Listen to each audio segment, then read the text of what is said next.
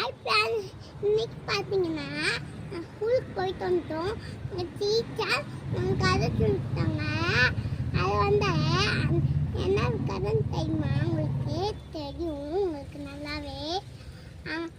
ஓனா இஞ்சா அதுக்கு ரொம்ப பசிக்குச்சா, நீங்கள் கொஞ்சம் சாப்பிட்டுக்கிட்டுமா? அதுக்கு முன்னாடி தேடி தேடி பார்த்துச்சா, இப்படி பார்த்துச்சா, எதுவுமே கிடைக்கலையா. என்ன பண்ணுமா?